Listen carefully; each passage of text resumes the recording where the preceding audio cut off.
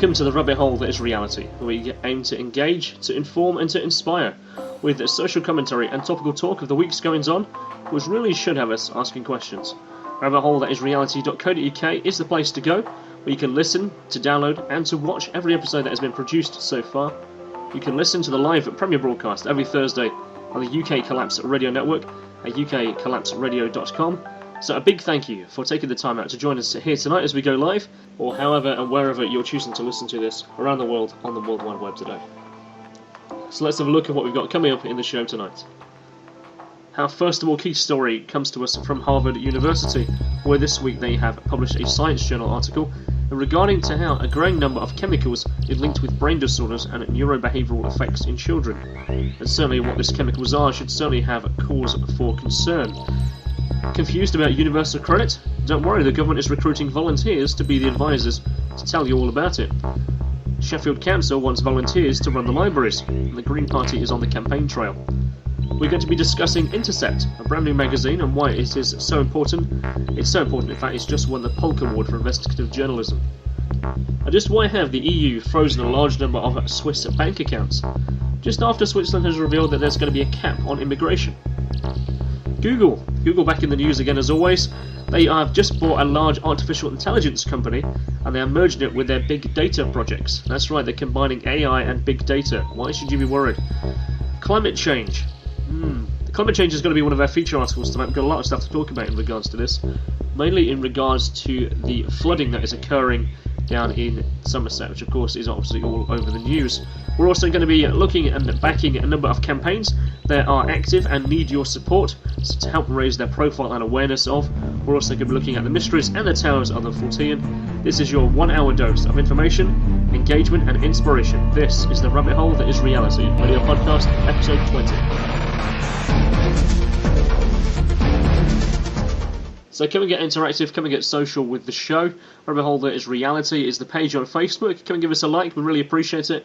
Get involved with the conversation and get ahead of the discussion. Also, on Twitter you'll find myself at Define Kristian.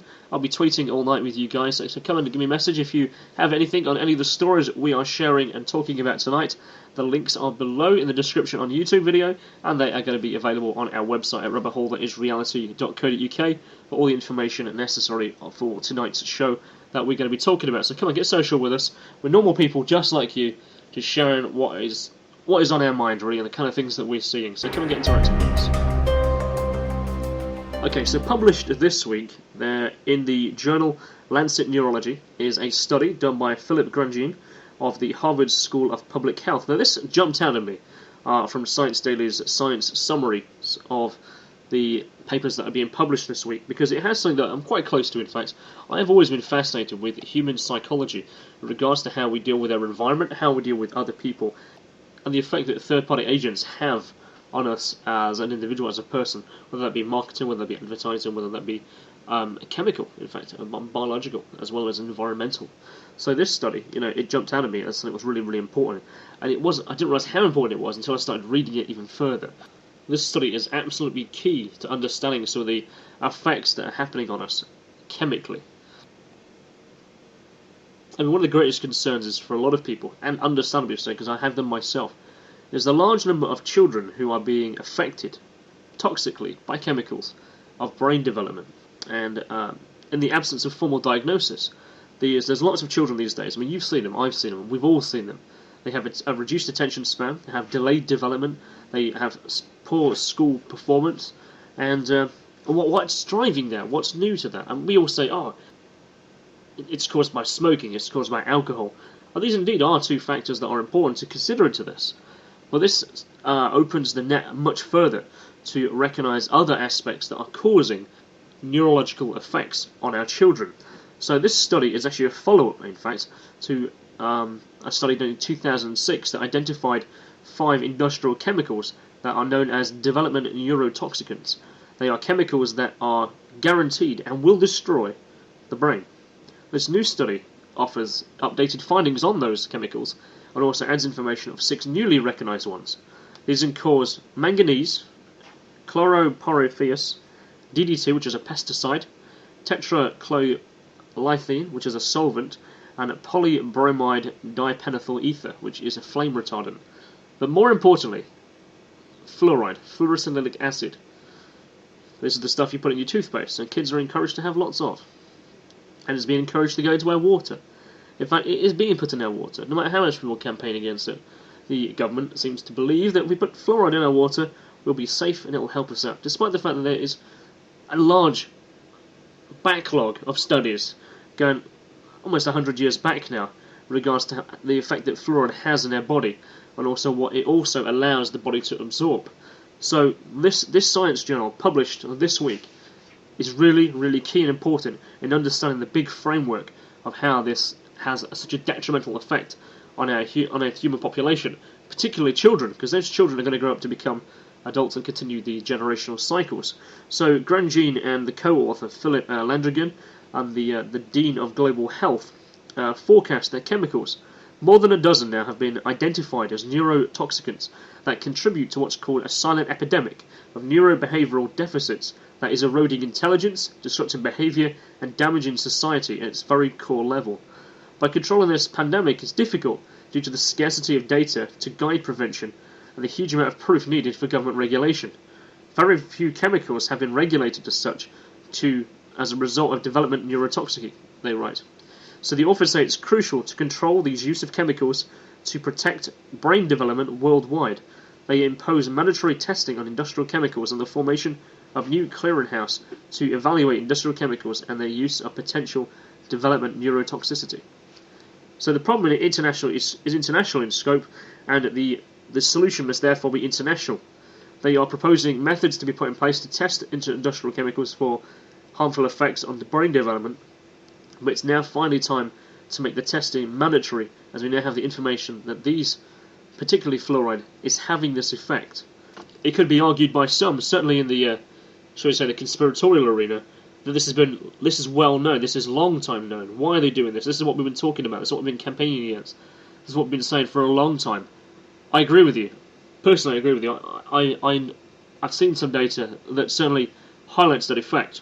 But now we're seeing hardline science by mainstream publications, by science organisers of the likes of Harvard, publishing documents that demonstrate this accurately and professionally, as opposed to this is really important that this information gets out there and tells us what is going into our bodies. I mean, you already have dentists coming out and saying there's record numbers of people having fluorosis, which is the transparency of teeth, due to the fact that they have an overabundance in their body of fluoride. You're seeing children having damage and neurological disorders that has always been kind of highlighted as being, is fluoride the issue? Well, actually, yes, it is.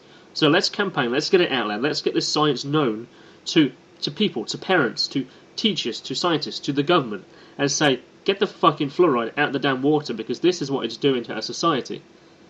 But then again, one has to think, was that the intention? And the links to the study directly are below, so please go and have a look, please get informed what this is and how important this document is. Okay, so what do you guys know about universal credit? Perhaps you know a little, perhaps you know a lot. Okay, let's paraphrase to perhaps give those guys who don't know as much about what it is a bit of an insight. So universal credit is going to be a new system, a new benefit as it were, that is going to replace 6 of the existing benefits into a monthly payment, really. The universal credit is going to replace income-based job seekers allowance, income-based employment and support allowance, income support, child tax credit, housing benefit, and working tax credit. I think that's what it was. So they're all going to come in together, they're all going to be universal credit. It's going to be on a monthly basis. So, and of course the government is juggling with that, has done for the last few months, probably even years really, about how they're going to bring over this new system.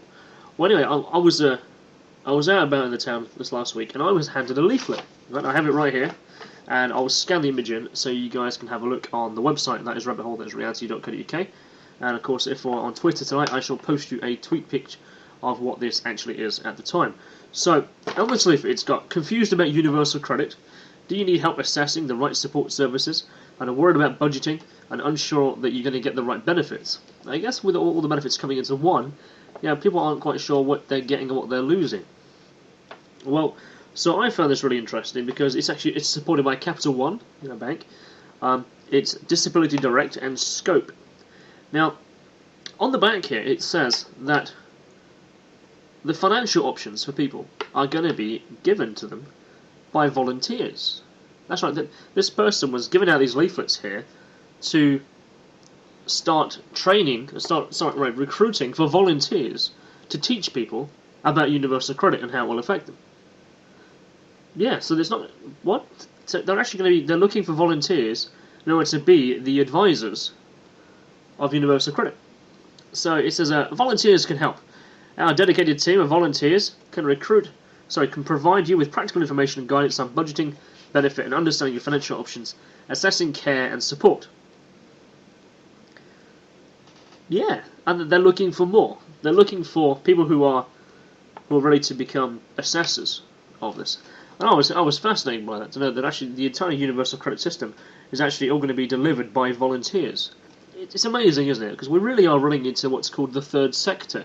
You know, following on from, if you cast your mind back slightly to Tony Blair's announcement that the creation of the third sector will be an entire workforce that works for free. So you have the private sector, you have the public sector, and you have what is known as the charity sector, the volunteer sector. That is going to be important for the country's growth. And you've certainly seen it with the big society projects over the last 4 to 5 years. You know, more people being forced to work for free, like the workfare scheme, prisoners working for free. You got services being delivered for free, and if you don't work, you don't get your benefits. Is this universal credit actually part of that same system? Well, certainly is. Or they're bringing everything together, aren't they? So this was one of the things that jumped out at my mind when this lady passed me this leaflet. So let's go on and talk about another volunteer issue. And I say it's an issue because I believe it is. Let's just bring up my article here. So where are we? I found this article as actually part of the Green Party. Sylvia actually participates in that. She votes in the Green Party here in Nottingham. I like some of their policies. They in fact have a wiki manifest. I thought that was really interesting. In fact, they have active participation direct democracy system where their portfolio and their manifesto is actually wrote in a wiki where everyone writes into. I found that to be really quite fascinating. So this story was brought to me by their website. This actually is Green Party Sheffield. Again, it's relating to the volunteer sector, the third sector, the charity sector. This is Sheffield County Council. They want a citywide network of libraries to be run by volunteers, which would mean, I don't know about you guys, you probably have these centres in your city just as I do here. They've kind of been merging over the last 5 to 6 years, the centres of the NHS, the doctor's surgery, your library, the city homes council system, and their offices all into one building. Nottingham has about 4 of them, in fact. So, and I can see the benefits of having them centralised. I really can. You essentially can run it on less staff, and you're still delivering the same amount of output. Technological unemployment. I kind of get the argument from both sides of that. But these kind of all-in-one government buildings actually really work really well. They're a really good focus of the community in there.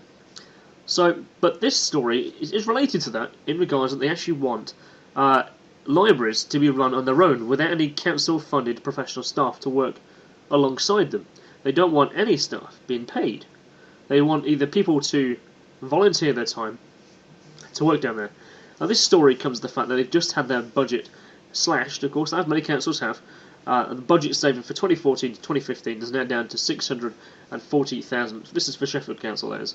And at the expense of the 75 long-term experienced library staff. They're going to all be paid off redundancy money. So all they have to do to fund their libraries for the 2014-2015 is 640,000. Sounds like a lot, but actually it isn't. It really isn't. That money can be eaten away really quickly, especially when it comes into, say, maintenance, to buildings, to the insurance policies and stuff. The people who actually to work there, to buying the books, and looking after the buildings themselves, all for a budget of just 640,000. So what they're doing now is they want it to be run purely by volunteers. And the Green Party have obviously raised awareness of this, and they've put forward a notion of motion given to Councillor Gillian Creasy here, and that what they want is proposed models for the community and libraries. Now, do you like the idea that your library will actually be run by volunteers, not by paid staff? Do you like the idea of the fact that knowledge will be controlled then by no one, really, other than the commitment of the people? my aspirations, as it were, is literally to work in a library, to be a custodian of knowledge. I value books, I value history, I value knowledge, and I feel really quite passionate about that. What do you think? Well, send me a tweet at Define Kristian. Let me know if you would like your libraries to be run only by volunteers and have no council support or funding, or rather, the funding is just literally to pay for the building itself. Anyway, let me know. Let me know what you think about this. The links to the information is below in the description, and you can find it also on rabbithole.reality.co.uk. All the links and information in regards to this are there.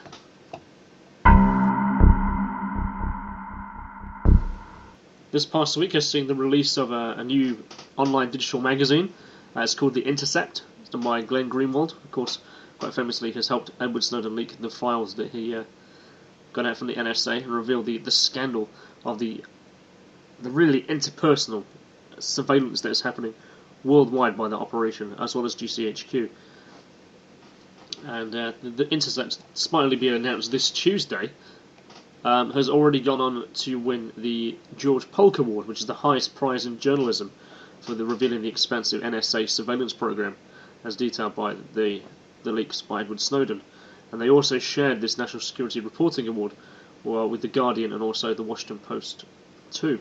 So, isn't it crazy to think that even those people aren't actually allowed to return to their own country because they're Americans? And if they did return to America, what will happen to them? One's having to live in Germany, one's having to live in Brazil. Isn't that crazy to think that you can't return to your country of origin because they're going to arrest you? Fucking crazy, isn't it? Because they're actually being charged as being accomplices of the revelations of the NSA and the GCHQ spying network that has been set up around the world. The coerced the likes of Yahoo and Google into turn over data about their customers, and in the back door of literally every online service there is available, even everything from Dropbox to plugging SkyDrive, and they literally have backdoor access to everything, and they're literally watching everything at all times. Scary stuff. But anyway, so this new magazine called Intercept is aiming, short-term wise, is to reveal all the documents released by Edward Snowden, and long-term goal is to talk about the larger aspects, again, of the kind of things that we talk about, not just on here on Run Old's Reality, not just on UK Collapse, the bigger aspects of our society when it comes to, taking risks, producing journalism, breaking boundaries, the kind of things that you have to talk about, the things that no one wants to talk about, particularly not those in the political spectrum arena or those in the corporate world who don't like the idea of this kind of information becoming public because it serves to go against their purpose. So please, go and have a look at The Intercept. The website is firstlook.org. The Intercept is on there. Go and have a look. Go and have a look at their first issue. And even Glenn Greenwald himself talks in here, and he says that in the last 7 months, journalists who've been reporting on these documents from the NSA have been repeatedly threatened with a range of government officials, intimidation campaigns that have gone beyond threats. Intimidation tactics have intensified in recent weeks that have been more concerted and coordinated. And they've obviously posted those articles up on there. Absolutely awful, isn't it? To know that this is the real life journalism is not allowed to be reported. We only can have the paradigm theatre. All we have is this puppet show of a journalism world. You look at the Sun, you look at the Star. It's just fucking comics. There's no real news in there. What's more important? What dress is Kate wearing? And then this is what's happening over here. Oh, that's not front page story. No one's going to buy it for that. It's often the stuff that is against our civil liberties, the violation of secrecy, violation of the justice system abuses, social inequality, forms of political corruption. Isn't that what should be more important? Isn't that what the news should be talking about? Not what essentially a pseudo-royal is wearing as a dress? Fine, she's married to a prince, that's fine, that's cool. I kind of get why people want to talk about it, but it's not important news, is it? It's not real. It's superficial. Who cares? If this person's fucking this person, who cares? Who cares this football player's getting more money than this football player? That's not front page news, that's not important news. What I want to know is what's going on in our world. I really do. That's where journalists should be looking at. That's what journalists should be talking about. Pursuing stories. And political corruption. You have things like the secret courts that are happening here in the UK and the US. There are things that are happening behind the scenes. These are things that need to be exposed for what they are. Because the last thing these establishments want is their dirty washing to be aired in the light. And it's these magazines and these radio shows, these podcasts, these those websites that are helping to expose this truth, expose the light that is really happening across the planet, right down to local government, right down to local corruption. Because the only way we can progress as a society, as a whole society, as a human race, is to have transparency. It really is. It's the only way. Okay, so let's move our discussion to somewhere else in the European Union. We're going to be talking about Switzerland now. This story was reported by Reuters and also my apologies, and also RT, Russia Today. It's regards to, this was yesterday, on the 9th of February there was a referendum in Switzerland regarding the free movement of people from Croatia into Switzerland. Now, 56% of the people of Switzerland voted in this referendum. That is an unprecedented amount of people who've ever come out to vote. And they voted against people coming into their country and taking care of their benefits and their health system and their money and their jobs. And it's understandable because it's one that we in the UK share a common issue with, a common challenge. And we have literally been bent over and fucked hard by the European stars up our arse quite hard, where we're getting screwed over with the fact that we're losing a lot of our jobs and our system and our economy to people from other countries. And I completely understand people coming here and wanting to get a better job. I understand that our benefits system, where you don't work, is actually higher than if they were over there working full time. I can understand why countries like England and France and Germany and Switzerland are main, places to go if you have lived in a country like Croatia, Bosnia, Bulgaria, Romania, and so on. Completely understand why this would be the destination where they would want to come, where they have a system to want to set up their life. But what's happening now? There's almost an oversaturation of too many too quick. There's not enough integration going back and forth. So the EU has decided to do, in regards to the fact that Switzerland has, as a democracy, has says, you know what? No, we don't mind people coming in and flying back and forth. What we don't want is then to have free come here and get what they want and take everything. So what the EU has decided to do is to freeze all research grants to all the universities in Switzerland. They've decided to cancel what's called the Horizon 2020 project, which is an €80 billion, which is $109 billion, research and innovation program that distributes funds for 7 years. They've also suspended the Amorous student exchange program. They've also had, which has €14.7 billion budget through to 2020, and the Swiss government had actually hoped to create 8,000 new jobs through this EU grant program system. So this has all been cancelled now. This has all been cancelled in this tit-for-tat kind of, you will let people come through your country, or you're not having any money, or else. What's this all about? What's this really all about, really?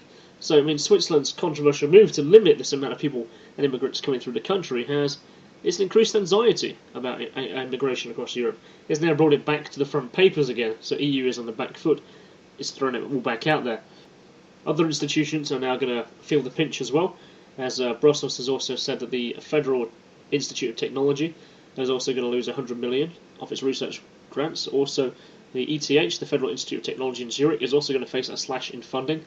So this literally it's bringing a country to its knees, really. If you want any money at all to provide for your education, you will let these people in there. Isn't that blackmail? Is the EU actually blackmailing Switzerland to reverse a democratic decision made by over 50% of its people? What do you think about this? Send me a tweet. Talk about this. I'll post the links up in the description below if you're on YouTube, and also on the website rabbithole.reality.co.uk. Come and talk about this. How do you feel about this? What's it like? Say for us, majority of the listeners are in the UK. We are facing this same challenge as well. But where in the UK, what they've decided to do, quite smartly, I'd say, on the hands of the coalition, is the UK people are demanding a referendum on immigration coming into this country.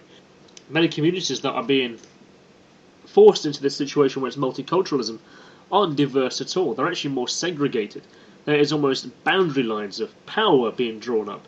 The corruption that's happening in these areas and the crime rates are terrible. I know this. I work in an area that is a very multicultural area. It's fascinating in itself to talk about all these different people who come from different cultures, who have lots of different things to say, but they don't. They're at virtual war with each other. They really, really are. So, in regards to what they've done in this country, in the UK, is they've pushed back a referendum, which will never happen at all, until after the next general election. Until I think it's 2016, they're saying. There will not be a referendum on staying in Europe or immigration until after the next general election, which is a case of, well, who do we vote for? Who, if the votes really matter at all, when you've got two political parties that are leading with had technically the same values and the same engineering goal for all of UK society, and thus EU and thus the world. Now here, Nigel Farage, the leader of the UK Independence Party, UKIP, called the results of the Swiss referendum wonderful news, as a wise and strong Switzerland has stood up to the bullying of the unelected bureaucrats in Brussels. Meanwhile, over in Austria, the FPO party says Austria would vote accordingly if given a choice. There's no shortage of handwriting over multiculturalism in general, and the free movement of the people, in particular in the 28-member union. Meanwhile, Marine Le Pen, leader of France's anti-immigration party, the National Front Party, is gaining followers through mainstream voters, according to a poll released this week by TNS Sofres. The 46% of the individuals polled said Le Pen is the voice of the patriotic conservatives and the traditional values of France, while 43% says that she leads through a nationalistic extreme right, the survey showed. Analysts fear that tiny Switzerland may be leading the way to push the limit on the freedom of immigration in the European Union. Anti-immigration parties are going to gain yet another boost in popularity. So that's enough of me on this subject. What do you think? What's your view on this? Do you agree with immigration? Should immigration be free-flowing of all different people? Should certain countries have the ability to say, you know what, no, we're a bit full right now, seriously, we're full. We don't want this. You know, we're losing our national identity. Is it okay? What's your views? Let me know your thoughts. Send me a tweet over on Define Kristian on Twitter. Come over to the Facebook group and check out the rabbit hole that is reality. And post below on this link. You know, let me know what you think. What's your views on this? Do you agree with immigration? Do you not agree with immigration?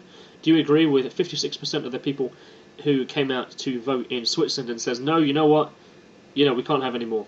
But then do you agree the fact that EU has now stopped all the funding for all future education projects for those in higher education?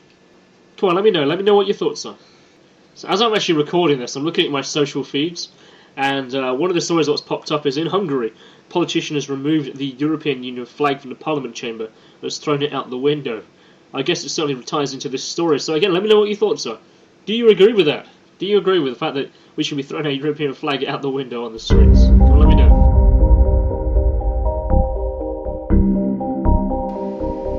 Okay, so we're coming up in about 28 minutes now. A couple of topics that we've also got to be discussing here are certainly going to take more than a couple of minutes to discuss. So I'll tell you what, let's pause right here, we'll take a break, come back, play some music, and we'll see you on the other side of the break, where we're going to be talking about Google combining AI and big data, and also we're going to be talking about climate change, plus the campaigns that have caught our eye that need your help and need your support, and then we're going to take a look at the mysteries and discoveries and the strange world of the 14. All this coming up on the other side of the break. This is the rabbit hole that is reality, episode 20. My name is Kristian Lander. Come and send me a tweet, get in contact with us on Facebook, and send us a like, subscribe wherever it is you're watching this. Please help us know that you like what we're doing.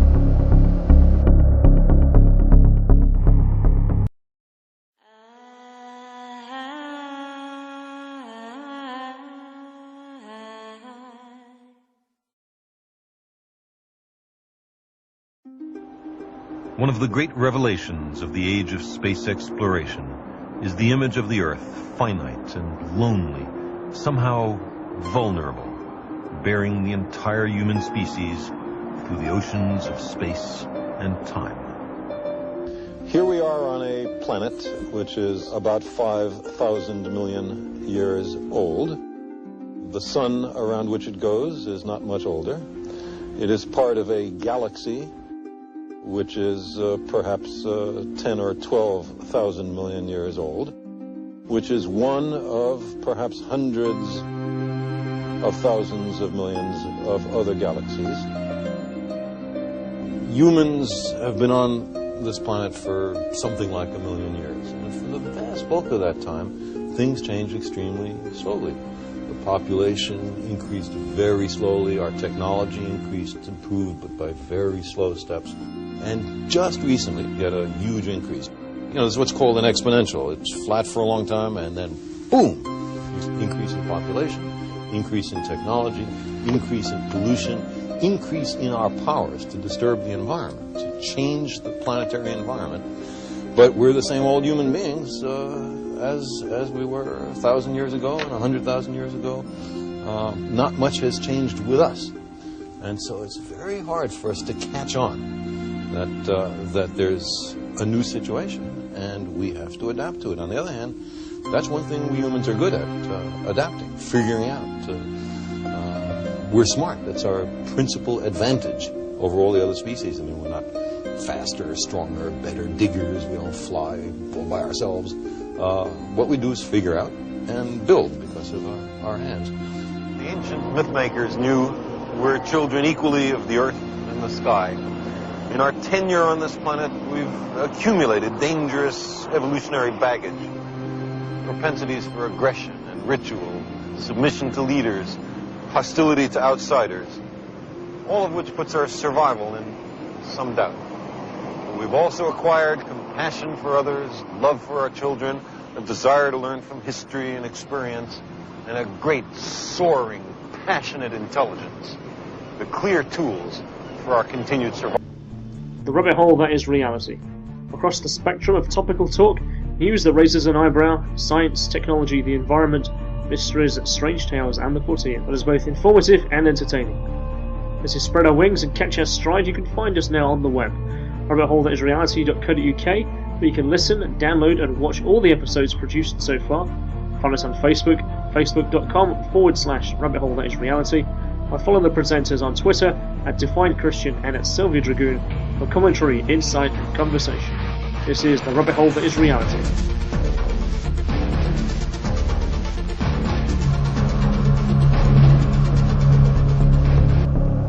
Okay, welcome back to the rabbit hole that is reality. Welcome to the other side. My name is Kristian Lander, and I've been joined here on this side by Sylvia. Hello. Good stuff. Glad to know you're here this time. So it'd be really good to discuss what we've got coming up on this side of the break. Okay, so we're going to be talking about Google and its relationship with artificial intelligence. We're also going to be talking about climate change. Yeah, climate change is definitely going to be on our agenda today, to be talking about lots of different aspects to bring in together. It's going to make a big feature on today's episode. Also, we'll be talking about the campaigns that need attention. And then we're going to round up on the hour going into 15 stories that are absolutely true and are just mind-blowingly weird. So this is going to be Rabbit Hole That Is Reality, episode 20. This is the other side. Okay, so where we're going to be going to start off with this side is we're going to be talking about artificial intelligence and Google. Now we've certainly seen developments in regards to products like Google Glass, which is like glasses that project things into your eyes, and smartwatches like Pebble. Yeah, Pebble's quite an interesting little device actually. There's things like Samsung Gear, there's Nokia's stuff that's coming out, like wearable computing. The thing is though, it's a case of where are these going? What's the development from them? What is the potential from them? Well, I think the potential really comes into its own. We're talking about Google's newest acquisition, which would be DeepMind. Yeah, DeepMind. Now, if you don't know what DeepMind is, it's an artificial intelligence technology that is designed to make computers that think like humans. Devices such as Google Glass are designed to send and receive information about where you are, what you're doing, that sort of thing. Yeah, they are. I mean, when you start talking about near-field communication as well, as revealed in the last episode of Rabbit Hole is Reality, even the battery inside my phone is a near-field communicator. That is separate to the phone itself. It is sending and receiving information and data. And that can never turn itself off. No, the battery can't turn itself off. So when we're talking about devices such as Google Glass, Pebble, smartwatches, Netgear and stuff, these are designed to be receiving and communicating with everything around you. Some really good examples would be a good example would be the new sorts of fridges that have come out now, which have RFID chips in them, which identify the kind of food that's in the fridge, when it's empty, what kind of temperature it's at, how much electricity it's using, which also brings us to smart grid technology, which also builds up a lot of information about what sort of energy consumption that certain appliances in your house are using. That's certainly the way it's been sold, isn't it?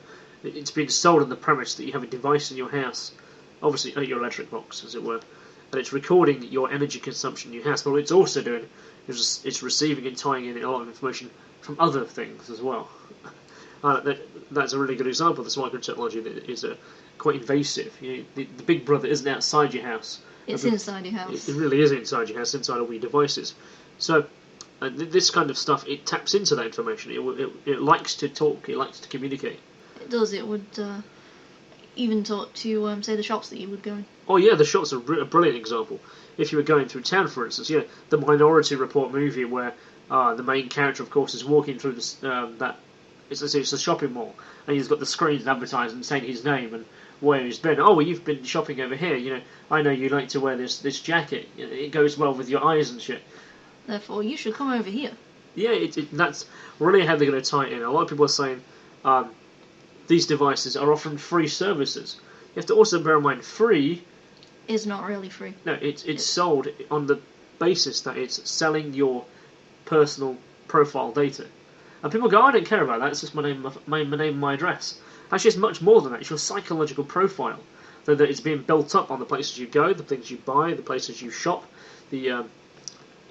buying things online with your debit and credit cards. They're all equipped with like a little Wi-Fi transceiver in them now. Yeah, they'll all track what you're doing as well. Yeah. So this all accumulates into databases.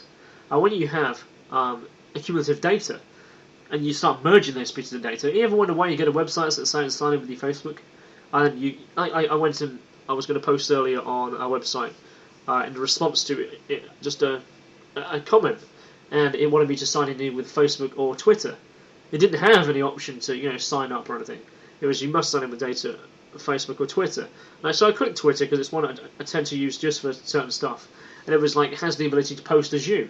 It has the ability to read your timeline, read your contacts, read who's following you.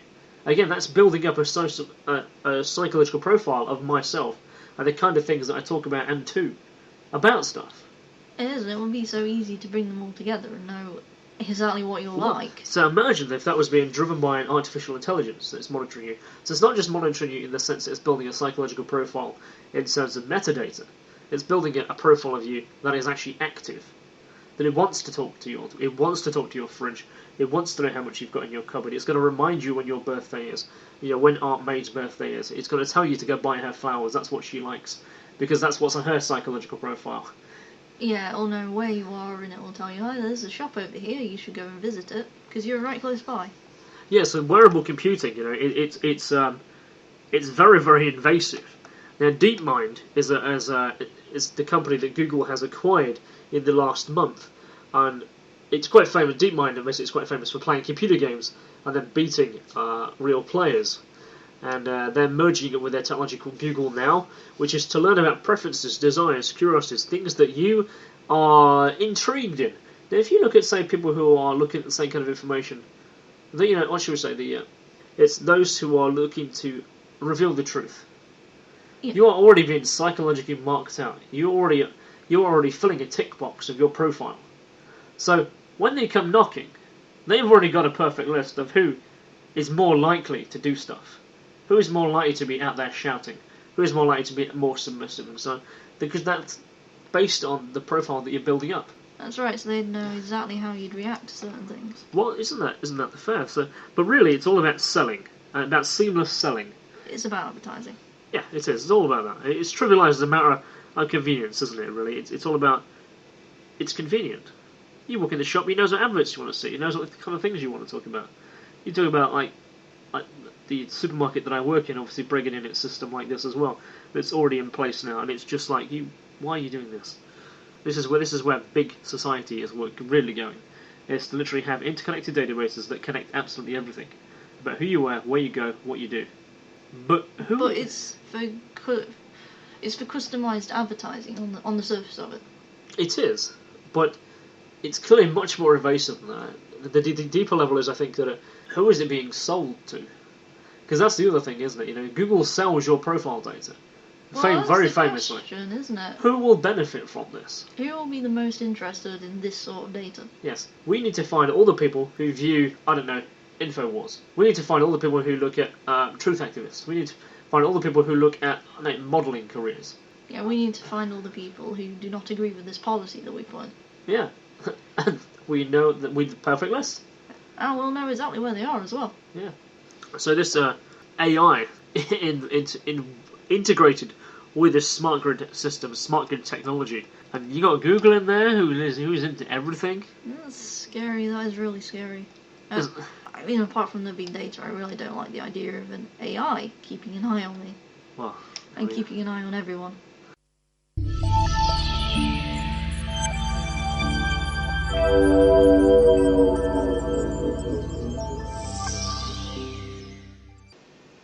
Okay, so what's happening in Somerset right now?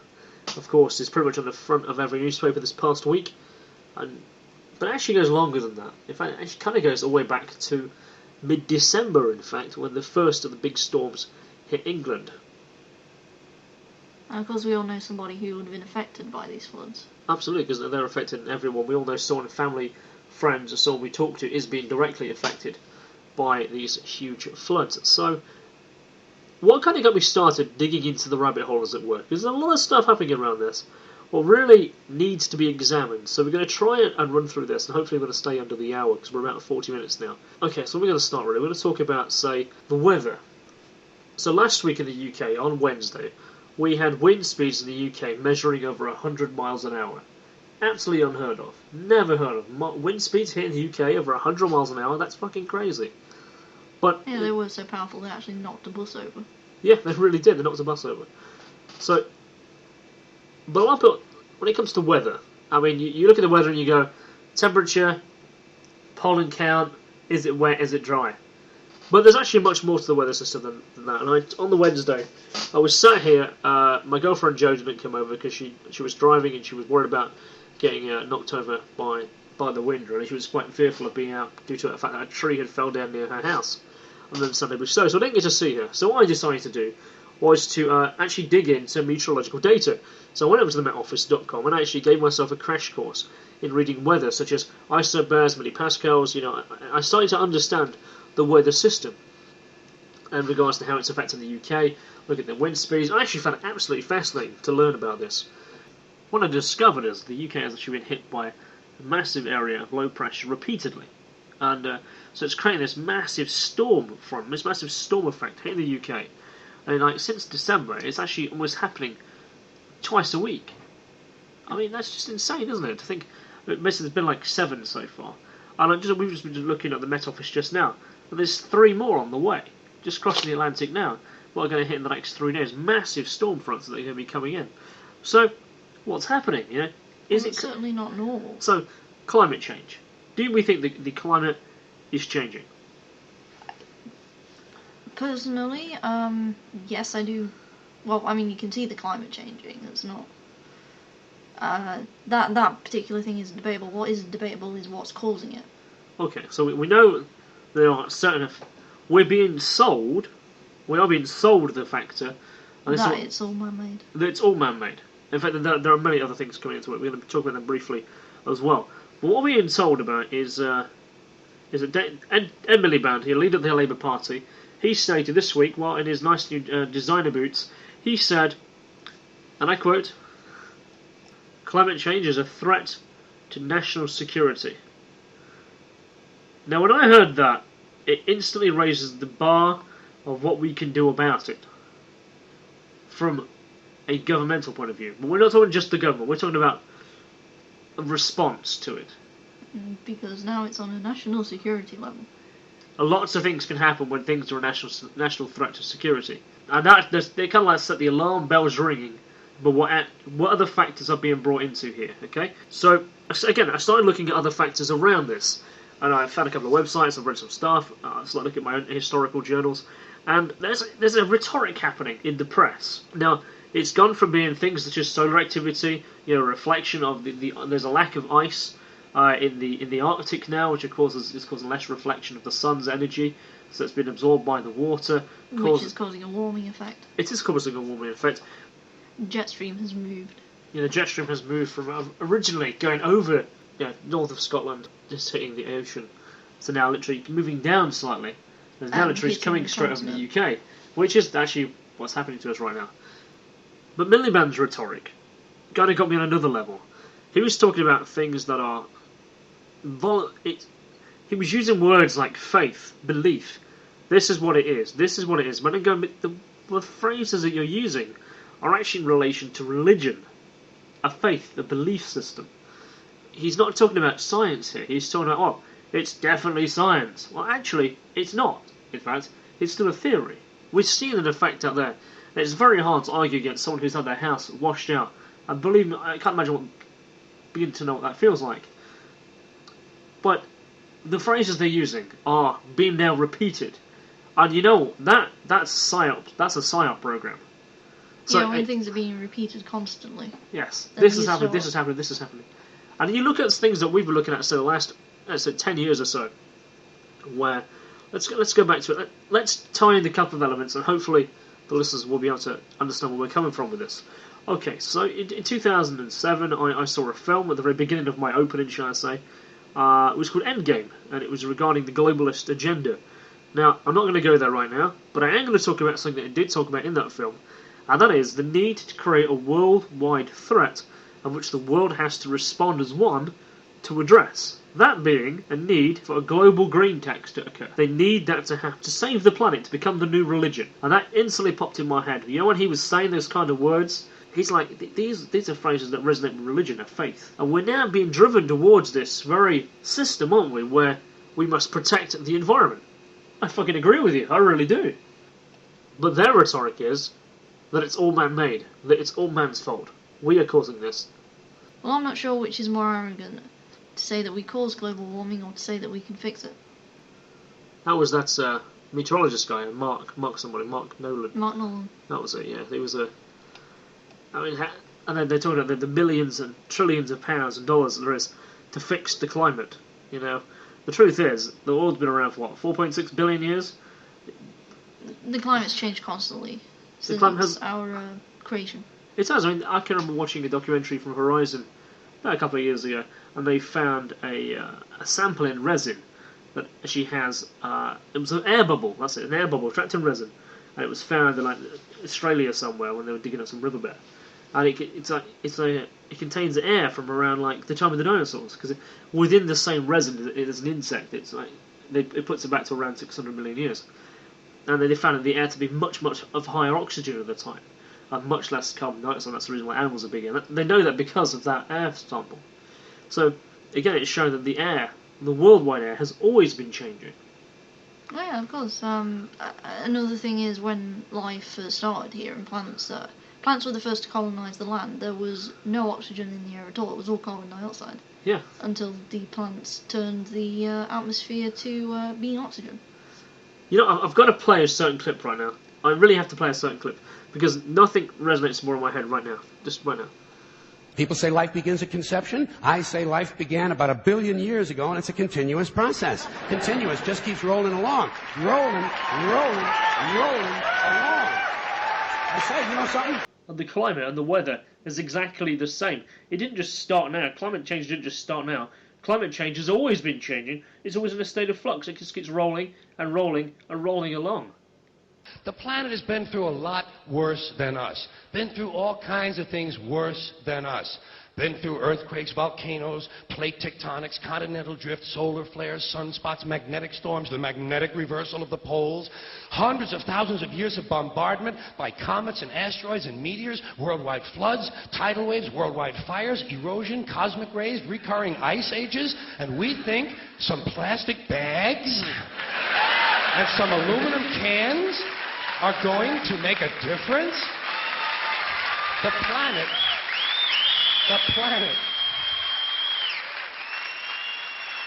planet isn't going anywhere. We are. We're going away. The planet will shake us off like a bad case of fleas. A surface nuisance. Gonna shake us off like a bad case of fleas. It gets me every time. So, you see, I've always been personally on the fence of climate change, because we are, as a species, damaging the environment and the ecostructure of the planet irreparably. We really are. And we are numerous enough to cause a big effect. Yes. But it's not CO2. No. No, it's the big argument is that CO2 is the problem. We're putting too much CO2 up there. That's not the problem at all. But we are chemically changing the environment. That is a huge thing. We have a drastic effect on the amount of grass that's out there, the trees that are out there. We're dredging the fucking Great Barrier Reef recently. We're fucking pumping chemicals into the water that you wouldn't believe. These things are irreparably damaging that we'll not be fixing. We stopped the Gulf Stream by an accident. Yeah, we did. The BP oil disaster stopped the Gulf Stream. It really did. It's actually changed its position. In fact, doesn't no longer has a high pressure area there anymore. No, I don't think it does. It's higher low pressure. It doesn't work the same way it did before, all thanks to the BP oil disaster. So yeah, we are having a measurable effect on the climate. But climate science it's still a theory, because there's so many models out there, and no models they don't seem to work together. There's new factors that are constantly need to be added, and a climate model that was put in place say 10 years ago, which they're still collecting data from, hasn't taken into effect things like the Gulf Stream changing, the change in the ozone layer, and the depletion of the ice. Hasn't added in these other facts, so that the models they're using are always constantly out of date. And because climate's so complicated, it's very hard to predict anything. It is very, very hard to predict. I mean, it all goes back to the anthropogenic global warming, which was disproven by scientific evidence. What that means is that the global warning alarms that are dressed up as science is not science, it's propaganda. And when you see the lies spun of what is propaganda, you know what you're looking at. Yeah, they constantly talk about the same thing and jump on every single excuse to push it. And this is what we're seeing. The global warming propaganda is what I want to be talking about right next. So, this really lies at the heart of what is happening down in Somerset. We have a massive propaganda piece happening right now. Okay, what if I was to tell you that in 2008, in the March, there was a document produced and a plan construed that would flood Somerset? Yeah? Would you believe that? Would you say, Kristian, you're talking out your fucking arse? Well, I would probably say that if I couldn't produce that document myself. And guess what? I'm looking at it right now. The document is called Managing Flood Risk, Pertinent Catchment Flood Management Plan, March 2008, produced for the Environment Agency by the European Union. And what this document contains is an outline of the government's policy through the Environment Agency to deliberately flood certain areas of the countryside, in particular the area of Somerset and the surrounding levels. The main point of interest in this document is Policy Unit 8, Somerset Levels and Moors, Policy Option 6, take action to increase the frequency of flooding to deliver benefits locally or elsewhere which may constitute an overall flood risk reduction. Note that this policy option involves a strategic increase in flooding in allocated areas, but is not intended to affect the risk to individual properties. Now, with this, there's a number of documents and diagrams as well, which bizarrely mirror exactly what is happening in Somerset. The documents and diagrams on page 127. This document is fully available. You can have a link to it down in the links below, and it will also be available on our website, rabbitholeisreality.co.uk. Now, regardless of what Mr. Smith states, because Mr. Smith did actually come into the head of the Environment Agency a little after this document was produced. Now, he says it's clear that he did not know anything about this document when he came into be, and he has been in this area for 5 years. He didn't know anything about it, despite the fact, of course, it was kind of under his tutelage. His excuse was that he came into power in the Environment Agency after this document had been made. Okay, so this policy diagram proves that the flooding of Somerset levels is actually deliberate, and these policies are being written by foreign powers and implemented by our politicians. And I think that there's only one term for that, and that's treason. That's absolutely right. That's treason against the people. It is. So, now I guess talk about farming, right? Farming. This is an important thing in our country, right? Somerset, that area, the flat plains down there, the very fertile lands, is actually part of our main agriculture growth in this country. This is where we plant our grain. This is where we plant our wheat, and so on. This predominantly is produced in these areas. Oh, of course, fertile flatlands is the best place to grow crops. So, if you remember a few years ago when we had flooding, there was lots of poor quality produce being sent to supermarkets and sold by market traders. Yeah, because the plants couldn't survive under that sort of condition. No, because they were basically drowned under the soil. And no, it wasn't. it froze, didn't it? The water was it waterlogged and it froze or something? It could have been that because it Was it early? It was the March time, wasn't it? They couldn't get the produce out of the ground. That was it. It was last March, and all the produce that was coming into the supermarket was of really poor quality. But no other reason other than the fact they couldn't get it out of the ground, so it would over moisturise or something. Well, we're now going to see this taken to a new level. The food that's going to be in the supermarkets coming soon, if anything, if there is anything left, is going to be shriveled to fuck, drowned stuff. So that means a major part of our sufficient, crop growth is going to be irreparably damaged. I know certain of our plants, if they get oversaturated with water, they actually absorb so much that they explode. What, do they? Really? Yeah. I didn't know that. Yeah, really, strawberries do it and the tomatoes do it as well. Oh, yeah, okay, fair enough. Yeah, okay. I get I just saw this image of a fucking a dandelion leaf just popping, and just. Not quite that. Yeah, so this document that was produced and quite clearly was put into effect, as in not allocating funding to flooding defences and stuff, and in fact, dredging operations, maintenance pumps, it's been kind of proposed in the press that it's down to the incompetence, and there's this red and blue battle between whose fault it was and all that bollocks, but clearly it's a pantomime. It's a pantomime. That's a very good way of putting it. I like that, Sylvie. So what we're going to see in the supermarkets coming very soon is a lack of fresh produce in the UK in shops. Which is going to drive prices up. You drive scarcity up. So there's another aspect to this. It's a very monetary basis. Now, do you remember something that we reported on back at probably episode 4 or 5 of our Rabbit Holders Reality? Again, it was based on an article that was on the front page of The Independent at that time, where the front statement says, food crisis, bankers say they can't wait to make a killing. Well, it's something to that effect. Yeah, I remember that. That was a bunch of private commodity trading banks. Would have been about March last year. Yeah, something like that. So we're now seeing, TV reports, constantly talking about how deep the water is, how flooded the fields are, and how having to use boats to get out to people.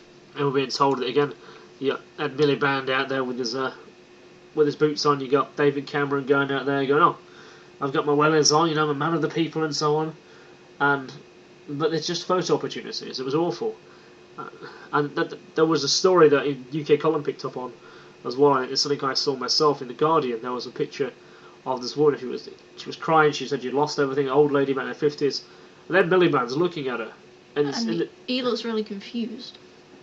No, he looks like he's never seen emotion in his life ever. But he looks like he's studying her. These eyes are dead. His eyes look as he's very much of that low empathy character. And he's looking at this woman, and he just looks like he's studying her face. It's like he's never seen it before.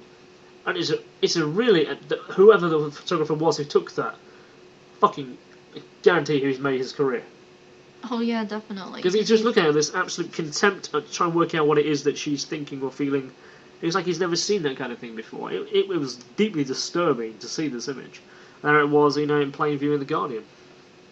I mean, talking of The Guardian, there was, I think it was a couple of weeks ago, February 8th, 9th or something, they were talking in the environment section about severe floodings threatening food security. We're saying that the farmers and the environment groups, it's kind of going back to what we were saying a few minutes ago in regards to the flooding happening and damaging the crops. I mean, do you think we're going to end up with a time where there's going to be no food on the shelf in the supermarket or even in the markets? Well, hopefully not, but I know the subsidies right now, they're being paid to farmers to stop them from farming. It is, yeah. We're actually paying our farmers not to farm. I mean, there was a study produced by DEFRA, and I've actually got the graph. The graph here. No, we can actually let's have a read of this, okay? So down one side you've got the million being paid to the farmers, and you've got the years that are quoted underneath. And in fact, when this goes out live, I'll tweet the picture up on Twitter and I'll put it on Facebook as well, so you can have a look at this the moment it goes live. So it's about the bursary payments to UK farmers between 1992 and 2006, where it was linked to production and the money being given not to produce. So let's just say from 1982 to 96, there's a increase every year, of the amount of money being produced by the farmers and out of production. And at that time, the money being paid into not producing is actually very, very low. It's under 100 million at a time. And then from around 1996, it actually declines to 1999 to 2000, where it declines quite sharply. Then the production goes up slightly, but the amount of money paid in for not producing, it has quite a sharp rise. It's about twice as much as the 99. It's about 600 million Messi is being paid to the UK farmers not to produce. It's kind of offsetting the amount of money that's actually been declining from producing. That's right, but then we'll go right up to 2005 here, and there's a sudden reversal. The amount of money paid in to not produce is... It's 2.8 billion.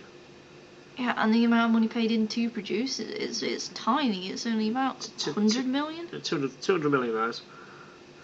And then again, in 2006, it's even less. It's actually the money being paid not to produce is actually 2.9 billion to UK farmers not to produce food. Not to produce at all. And the only money being paid in linked to production is 100 million. So we're doing a radical shift from 1996 at its peak, when there was most of the food being produced. That's where the money was coming from. So farmers literally, when they were selling it to supermarkets, when they were selling it to chains, when they were selling it to butchers and so on, that's where the majority of the money came from. They got their money out of production and the selling and trade, with only a little amount of money being given as subsidy and support. But in 2005, 2006, it is a radical shift in the opposite direction. It completely reverses. I mean, literally only 100 million being paid out of production, and like 2.9 billion being paid to not produce. There's something going on here. Not to produce anything. And that's just incredible. We're being paid not to produce food. Well, see, now I remember reading a couple of years ago that the EU wanted us to stop producing as much food here in order for us to start importing more from the European continent. That's right, because they wanted the European states that were new members. At that time, there were it was like Poland, they're talking like Croatia, that kind of area where they are agriculture-based communities, countries. They wanted us to mainly be importing from there. So the idea is that they would turn Europe into a factory. And that was I can remember seeing that as a plan on a website on ATS about 6 years ago, much probably like you did. And it was a plan for Europe to basically to become an engine. That was the picture. And you want food production in one corner, manufacturing in another area, people living in another area. So it kind of worked as a factory system. And this is actually what we're seeing. We're seeing the decline of food production here. That's going to another state. And you're seeing the decline of manufacturing here, being shipped elsewhere. We are seeing this occurring. It's kind of gradual, but we're seeing it. Absolutely. And we've seen the effects of farmers not producing food, because there's that farmer that you used to go see, whose fields aren't being ploughed anymore. Well, no, literally, not even 2 minutes from this house. We live literally right next to a forest, and just beyond the forest boundary up there, there's a massive farm, and it goes from the end of this forest all the way up to the M1. And when I used to bunk off school, it's when I was a teenager, I used to go training martial arts and stuff. I used to go in the forest, go run in the woods up there. I used to go train on the fields up there, and obviously I used to see the farmer quite often. You give him a wave, you say hello, you give him a chat or whatever. He still lives in his farmhouse. It's not far off the M1, but his fields are completely not used any longer. There must be 400 or 500 acres up there, unused and uncared for. Only one area has been reclamated for they use it for a cemetery, Highwood Cemetery. But apart from that, it's just wasteland now. And I guarantee, been abandoned. Yeah. So how much has he been paid not to go and farm his land? It must be a hell of a lot. He's been paid off, probably for the rest of his life. He literally is probably being paid maybe 50, 60 grand a year not to work. Yeah, it's like a retirement package. Well, yeah, you could say that. Been literally bought off and paid off. And we're seeing that across the entire spectrum of the UK. And this document obviously goes into somewhere to demonstrate that. It's produced by DEFRA. Now, of course, the flooding in Somerset is also going to affect the farming levels and affect our food production even more. Yeah, very much so. So is this all tied in together, or are we talking about something completely bogus here?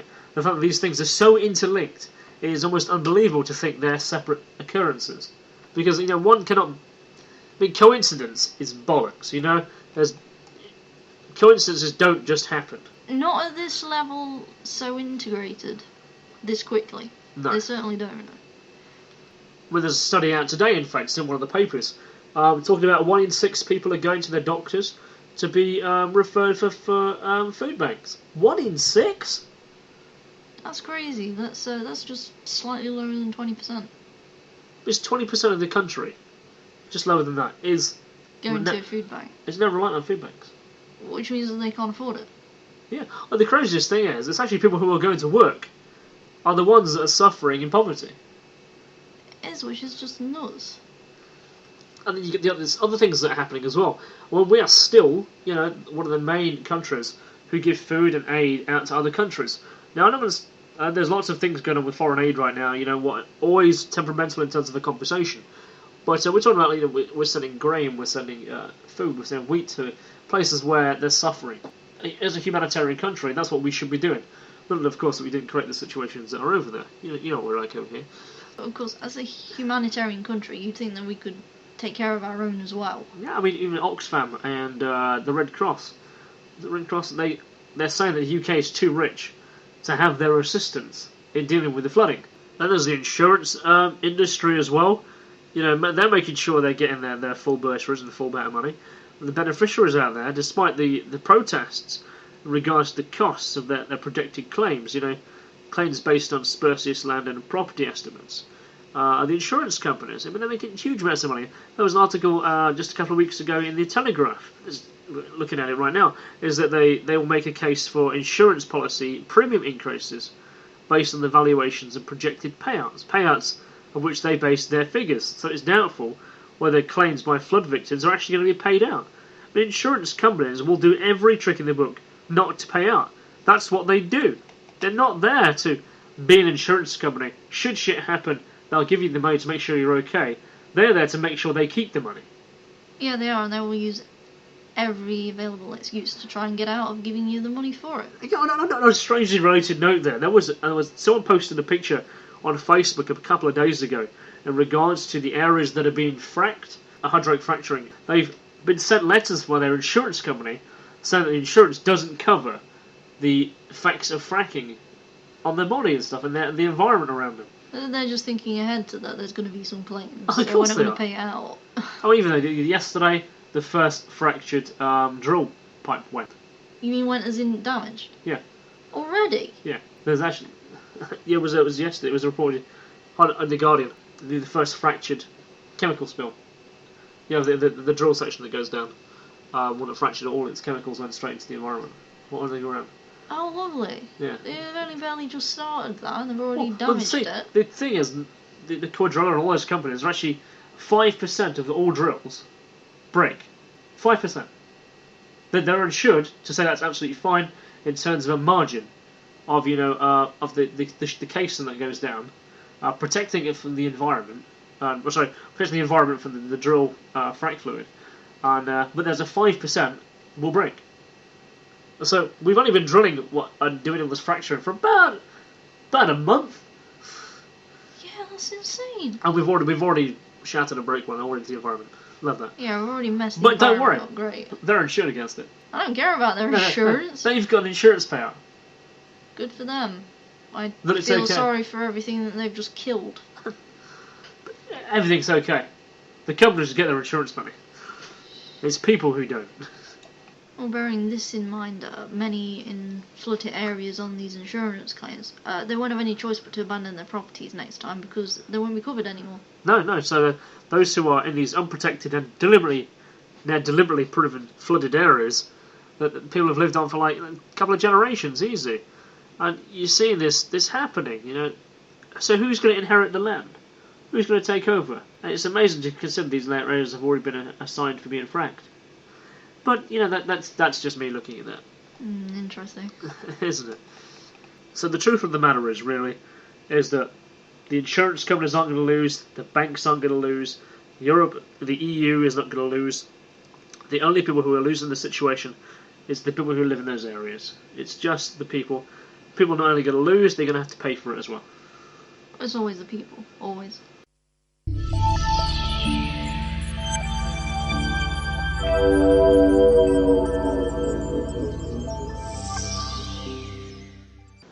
Well, me and Sylvia pretty much went down the conversation at that point, and we decided, it was like 12:30, so we needed to stop.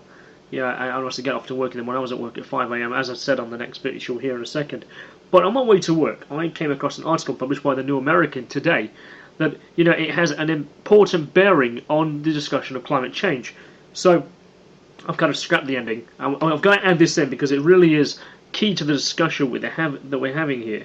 That is, it was posted on neuro-behavioral.com today, and it was talking about the United Nations climate boss, and her name is Kristian Figueres, and also Al Gore. And senior Obama administrator officials are showing their true colours, in fact. They're proposing a solution to fight man-made climate change. Now this is where it really ties into what we're talking about here, about the deliberate effort to make this occur. So here it really is becoming totalitarian in the way that is being proposed, the way they fight it, the war on climate change, shall I say. So what they've done is that they are bringing in more measures of population control, and they're getting together with the Chinese to do this. So like almost every real or contrived problem, I mean, big government, extremists, shall I say, around the world, and they openly admit they have to fight climate change with tyranny. Now, leading the way is the Obama administration, which is now brazenly trying to rule America, and they're using the climate to now enact unconstitutional decrees. Now, what I mean by this is that they're teaming up with the Chinese dictatorship over there on February 15th. And I only knew about this morning, and I had to get this involved here. So what happened is that the two formal superpowers have announced an alliance, that they all become partners in the war against global warming. Now, also, recently I had another look at some other documents regarding this when I was looking at the web this morning. The Obama administration, Secretary of State John Kerry, he's been talking about climate change for weeks and weeks and weeks now, ramming this down our throats, making sure we remember these terms. Now, so they've made this deal with the communist regime over in China, where the autocracy in Beijing, the Obama administration. And I quote here, they are going to commit to they will commit to devote significant effort and resources to secure concrete results. That isn't no planning, guys. They've got the plan there. That they are going to succeed. They are making a plan, and the plan is that it will be put in place. Deeply controversial around this as well is that this is only about a month after what I thought was really revealing. You have the essential natural gas being exhaled by humans. They're saying that this war is all about our emitting carbon dioxide. It's really strange, of course. We don't even make it 1%. It's not even a fraction of 1% of the greenhouse gases that occur in the atmosphere. Now, according to Kristian Figueres, the Executive Secretary of the UN's Framework on Climate Change, the communist regime in Beijing, famous for its abortions and stuff like that, mass murder, is doing it right, quote, is doing it right when it comes to fighting global warming. Can you believe that? The UN is saying that China is best positioned to be the fighter, the leader, and that China is doing it right when it comes to climate change? China, with its 1.3 billion people, and it's also the fact that it's the most polluted country in the world, and certainly they are adding more and more chemical processes to their environment. By having huge rates of manufacturing happening over there, by the massive coal boom that's happening over there, and also in what's that country right next door? What's it called? Mongolia. Where we have this massive coal belt. The biggest coal belt in the world is Mongolia. You're going into China. That's why there's such heavy pollutants over there. That was it's not an interview. It was a documentary done by Horizon about 2010, and they were talking about Mongolia and China's new coal empire over there, and the fact that it's so cheap, and the labour and sending them down to mines is so cheap. In the way that perhaps in the UK, once it was also cheap to have Labour going down there. It's only when we encouraged health and safety, and security equipment, the safety of the workers and the colleagues and the trading standards, that of course the price was driven up here in the UK. Well, they don't have those standards over in China. They literally are slaves to a system that they actually believe in, or they are forced to be indoctrinated into. So here we have this climate change thing happening, and it's got to come back to this before I go off on another bit of a tangent there. So the UN backed climate schemes more efficiently because the regime does not have to deal with legislative hurdles, she says. That's right, this is what Figueres, this is the UN's top climate official, she told Bloomberg that China has less legislative hurdles than those in the United States and other areas where citizens have a say in their government. So that's what they're talking about, how China is so good at this. It's because literally you have a one-party system. You must do what the system says, what the dictatorship says, because that's the only story you're told. So there's less hurdles to go through, as it were. So they're saying that they actually want a Chinese communist-style Marxist system to be ruling over America, England, European Union, because that'll be the best way to combat climate change. That's right. You heard that right. Figueres also talks about the political divide in the US Congress as well. Presumably a reference to this is a significant number of American lawmakers who reject the UN climate alarmism as science, slowing efforts to pass climate legislation, and that even the official claim that is very detrimental to the fight against alleged global warming. Even alarmists have now been forced to admit, in fact, in the last 17 years, the climate models have actually not worked, because the world has actually gotten cooler rather than getting hotter. So in other words, Figueres appears to believe that the representative government, along with many outdated Western notions, that the UN would like to see scrapped as part of a bogus effort in which to save the planet.